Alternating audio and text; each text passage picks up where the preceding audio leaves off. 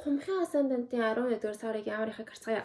За хумхын асандантыг ирэх шиг санчир гараг нь маш удаан хугацааны төвшөд 23 оны 3 сараас хойш таны 2 дахь хаус дээр зочилсон байгаа. Загсны орд дээр санчир гараг зочилсон 3 жилиг бид нар өгчөж байна. Энэ хугацаанд бол маш удаан хугацаанд бид нар мөнгө санхүүд төвлөрлөө. Бид нар мөнгөөр дутагдлаа ч юм уу асууж болох юм. Эсвэл илүү ихээр мөнгө олохын тулд амжиргааны зарлаа хоол хүнсээ олохын тулд илүү төвлөрч мөнгөнд илүү их төвлөрсөн. Эсвэл хоол хүнс хэрхэн хийж бэлтгэдэг тухай сурсан ч юм уу те. Эдгээр сэдвүүд нь биднийг жоохон зовоосон ч бас байж болох юм. За юутаач өнгөрсөн 3-4 сарын хугацаанд Сатурн ретроград бидний мөнгөний хаус дээр асуудал тарьсан. За миний хувийн жишээн дээр гэвэл би хумхын санагдтал болохоор жишээ хуваалцмаар байна. Гэвь нийгмийн даатгал төлдөг байхгүй юу? Өөр нөгөө хуваараа төлдөг би чинь нөгөө гэртээ хүүхдээ хардаг учраас тэгсэн чинь яг Сатурн ретроград эхлэхийн өмнөхөн яг тэр үед миний төлдөг хэмжээ штэ 10,000 төгрөг орчуулог ихссэн байхгүй юу? Би тэрийг мэдээгүй. Тэгээ өмнө төлдөг дөнгөөрөө төлөөдсэн чинь миний энэ өнгөрсөн хэдэн сарын 4 сараас хойш баг ямар ч юу байхгүй. Төлсөн нийгмийн даатгал төлсөн түүх байхгүй. Тэгээ амар олон жил ингээд нийгмийн даатгал төлсөн байхад тасалдсан. Тэгээ миний хувьд бол иймэрхүү мөнгөний асуудал үүссэн. Мөнгөний хаус дээр Сатурн ретроград болсон чинь мөнгөний асуудал жоохон тийм болсон. Тэгээд бас давхар амжиргааны зардал хувийн санхүүгийн асуудлуудаас нэлээд их хөндөгдсөн. Асуудлууд жоохон байсан тийм үе болж байгаа. Ер нь бол хумхууд бол мөнгөн дээр илүү ихээр төвлөрж байгаа. Энэ асуудлуудаа штэ дараа жилийн 26 оны Валентин хүртэл үргэлжлэнэ. Сатурн ретроград 11 сарын 30-нд дуусна. 11 сарын сүүл үед одоо таны мөнгө олдог арга барил өөрчлөлт гараад шинжилэлт гарна. Эсвэл яг өнгөрсөн 4 сарын хугацаанд мэргэжлээ солих уу, мөнгө хэрхэн олох уу, эсвэл мөнгөийг хэрхэн зарцуулах уу гэх мэтлэн хичээлийг суралцсан үе. Эдгээр тэр эргэлзэжсэн зүйлс нь нэг тийш цэгцрээд за одоо ийм ажил хийж мөнгө олъё. Одоо яг мөнгөө ингэж хадгалъя. Одоо мөнгөнд ингэж хандъя гэсэн тийм үр дүн шийдвэр чухал үе шийдвэр гарах үе нь бол 11 сарын 30 байх болно. За наривчл 11 сарыг харцгаая. 11 сарын 12-нд санчир гараг бархас гарагтай гурван аспект үүсгэн 5-аас 17 оны хооронд бол танд хэрвээ та өвдөжсэн бол эрүүл мэнд сайжрах эсвэл бусдад илүү гэгээлэг харагдах, бусдыг байлдан дагуулах чадвартай байх гэх мэтлэнгээр энэ үеийн эерэг таатай боломжийн үе байх болно. За мөн дахиад эерэг таатай байх үе нь болохоор 11 сарын 27-нд сарын сүүлээр санчир гараг суугар гарагийн нөлөөг авч 24-аас 30-ны хооронд хүмүүст таалагдах үйл хэрэг хийх эсвэл хайр дурлал надтай байх гэх мэтлэнгээр нөлөөлнө. Эерэг таатай боломжийн үе нь энэ үе байх болно. За 11 сарын 17-нд санчир гараг нартай гурван аспект үүсгэн 13-наас 21 өдрүүдэд сарын дундуур болвол олонний анхаарлыг татсан үйл хэргийг хийхэд тохиромжтой. Эсвэл олонний өмнө гараад YouTube-ийн хөтлөх ч юм уу, эсвэл лекц тавих ч юм уу, эсвэл ямар нэгэн байдлаар бүх attention тань дээр ирнэ. Олонний анхаарал байна. Та тодорхой гарах боломжтой тийм үйл хэргүүдийг хийхэд болно гэсэн үг. Хандлт авахыг хүсэж байвал энэ сарын дундуур ирнэ боломжтой гэсэн үг. Тэглээч угаасаа 12 болон 17-ны аспектууд бархас сайд гараг нар хамтдаа орж ирж байгаа учраас нэлээд дайжгүй хүн шиг харагдах боломжууд бүрдэж байна. Үүнийг өөртөө ашигтайгаар ашиглаарай гэж зөвлөе энэ цаг үеийг. За 11 сарын 23-нд Сатурн Меркурийтэй буд гарагтай гурван аспект үүсгэнэ. 20-аас 27-ны хооронд уншиж бичих, мэдээлэл дамжуулах, иш тийш явах, хөдөлгөөнтэй үйл хэргүүд хийх боломжтой давгүй үе байна. За гэхдээ Меркурий ретроград болж байгаа учраас эдгээр үйл хэргүүд нь танд жоохон хүнд хэцүү байж магадгүй. Ямар нэгэн нарийн ширээ хийж байгаа бол алдаа гараад дахиад шинээр хийх шаардлага гарах ч юм уу те. Гэх мэтлэнгээр энэ нь доолоо хэмжижнийг огтлох шаардлагатай үе ээж болох юм. Шинэ зүйл суралцах, уншиж бичих, эсвэл мэдээлэл толгой руугаа хийх, ном унших ч юм уу, хичээл хийхэд тохиромжтой үе байна. За тэгээ 11 сарын 27-нд санчир гараг суугар гарагтай үлзэн гэж түрүүлсэн байгаа. Эерэг татай мөнгөлөг хайр дурлалтай хоолтой тавтай тухтай үе байна. Хэрвээ гадаад төрхөө өөрчлөх гэж байгаа бол хөөрхөн болох үе нь 24-наас 30-ны өдрүүд байна шүү. Сарын сүүлийн 5 хоног бол хөөрхөн болох боломжтой. Эсвэл бусдад таалагдах үйл хэргүүд хийх, дипломат үйл хэрэг хийх, хүмүүстэй уулзах, хосын харилцаа anyway юу тач юу ч орон дэжгүй таатай байна гэсэн үг. үсээ засах гэж байгаа, үсээ будах гэж байгаа бол 24-наас 30-ны өдрүүдийг сонгоорой. За 11 сарын 28-нд Санчир гараг ретрогрейд хөдөлгөөн дуусгаад одоо хэвийн хөдөлгөөнд шилжиж байна. Одоо ингээд бидний аз жаргал ирж ин ирээсээ нэрээ. Гэтэ ирэхгүй л дээ. Учир нь дахиад Санчирын Валентин хүртэл Сатурн ретрогрейд. Гөө. Сатурн реторн болж байгаа. Миний хувьд Санчирын эргэлт болж байгаа. Тэгээд юу тааж түрдээ нэг ретрогрейд дуусаад нэг 11 сарын 30-нд гайгүй болох байлгүй гэж бодож байна. Хурдан Санчирын эргэлт нэрээ хурдан дуусаасаа би бүр үнэхээр одоо бол нэрээ гомдлоод байх үгч надад алга нэрээ. Гэтэ энэ тухай би ингээд наривчилсан ингээд өнгөрсөн 3 жилийн турш миний амьдралд юу тохиолсон Санчирын эргэлтийн ингээд хүмүүс яаж нөлөөлд юм бэ гэх мэт ингээд бодсон жуг юмнууд байгаа байхгүй. Тэднийг ингээд бүгдийг ярмаар юм бараг 2 цагийн бичлэг болох байх. Долдоор хаваас болох гэрлэлт, түншлэл, хосын харилцаа, гэрээ хилцээр гих мэтлэн бүх төрлийн нэг харилцааны уур амьсгалыг ямар байхыг харцгаая.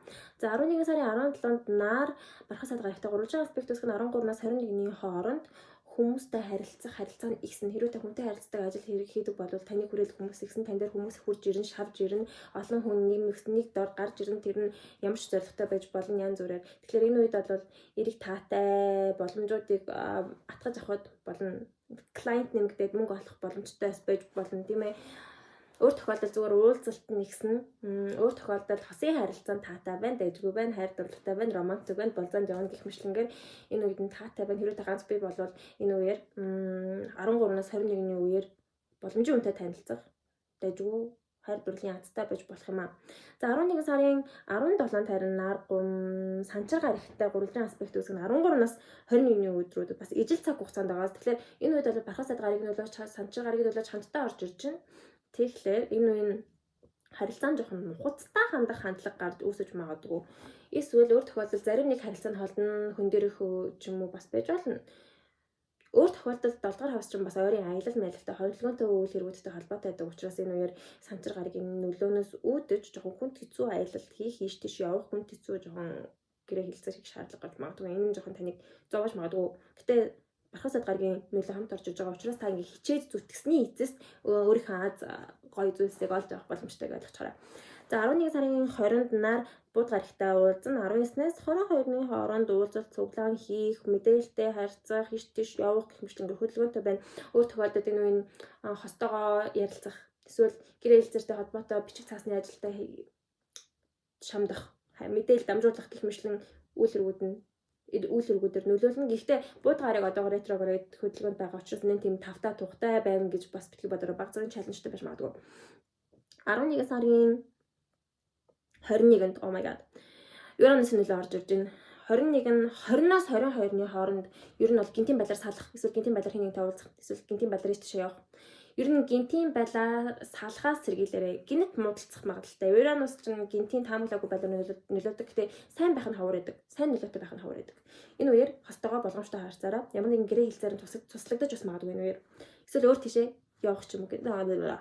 За 10 дугаар хаваас болох нийгмийн харилцаа, карьерийн уур амьсгалыг харьцах 11-р сар. Ер нь бол ингээд маш их үйл явдлууд байгаа.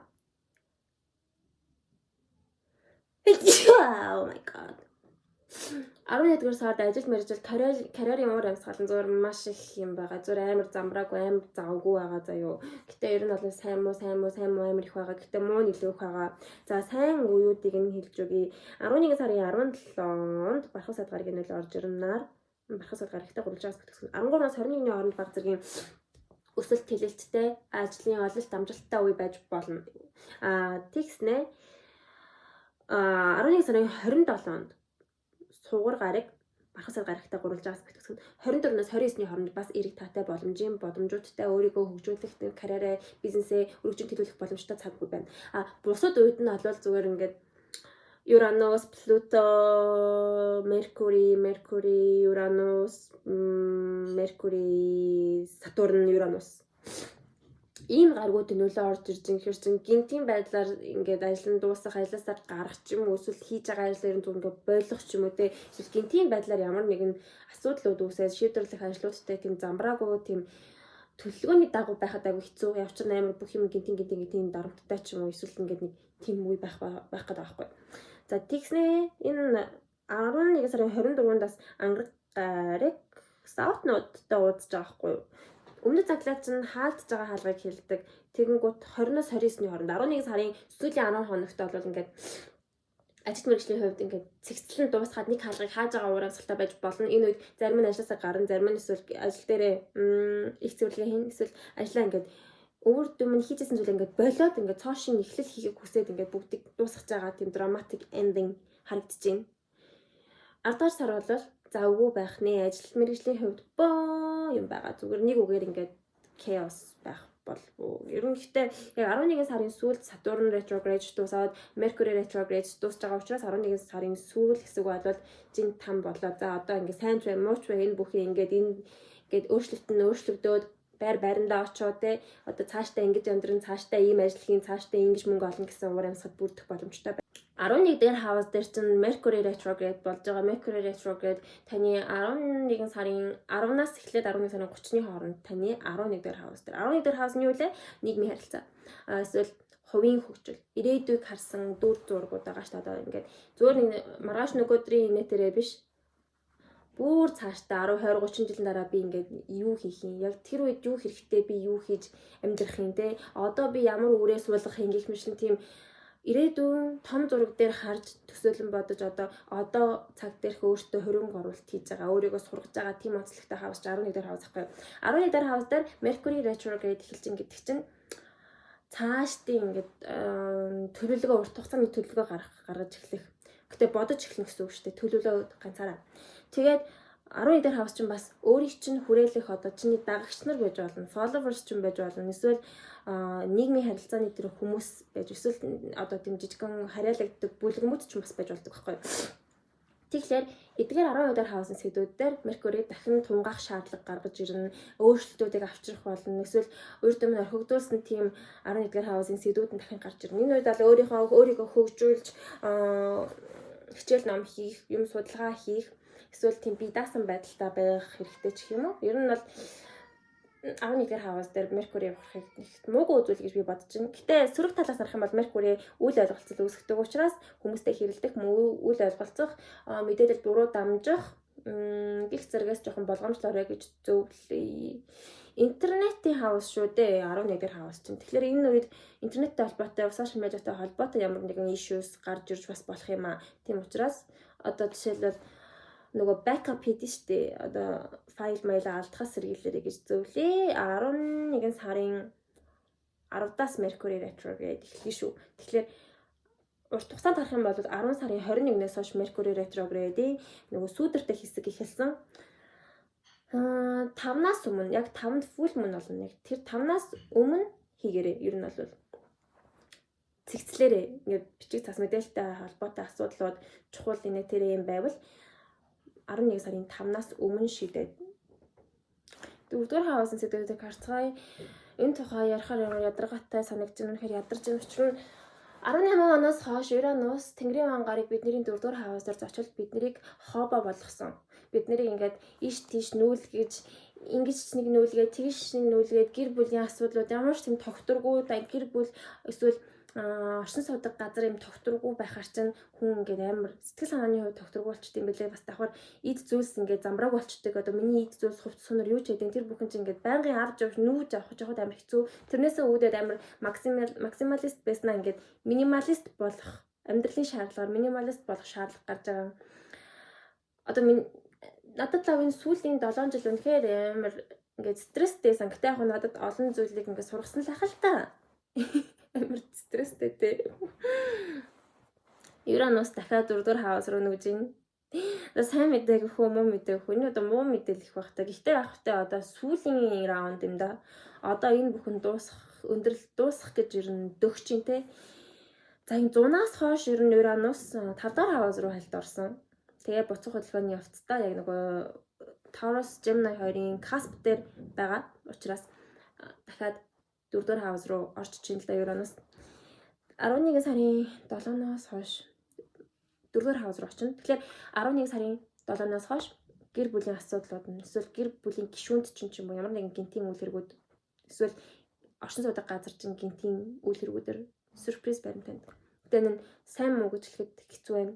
Учир нь Юранустай амар огцом хуучин юм нураадаг, уламжлалт зүйлийг нураадаг онцлогтой гарыг тэгснэ. Үхрийн орд чинь тогтвортой зөрүүд мөнгө санхүү тав тух. Тэгээд энэ үүнээс үүдэж ингээд дэлхийд даяар харах юм бол газар хөдлөлт эсвэл мөнгөний инфляц эсвэл хоол хүнс ч юм уу ямар нэгэн тийм дэлхийн хэмжээнд бол тийм өөрчлөлтүүд гарна 11 сарын 7-ны үеэр.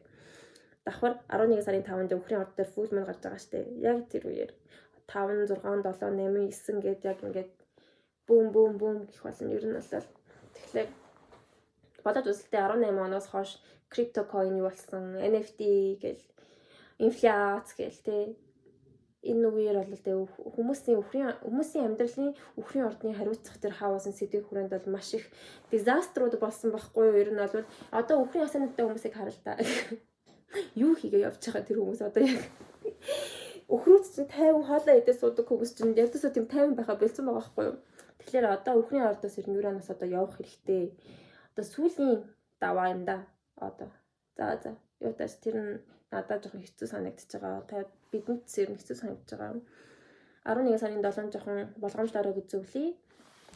За наривчилж харъя. 11 сарын үйл хэргүүдийг. За 11 сарын 3-нд сугар гарыг бархасаад гарагтай дөрвөн аспект үүсгэн. Тэгэхээр эхний хэдэн хоног бол 11 сарын 5, 6 хүртэл бол гэр бүл оршин суудаг газар дээрх таатай, тухтай, урамсгалтай байна. Гэртээ зүйл авах эсвэл интерьер хийх, гэрээ чимэглэх гэх зэрэгээр нөлөөлж болно.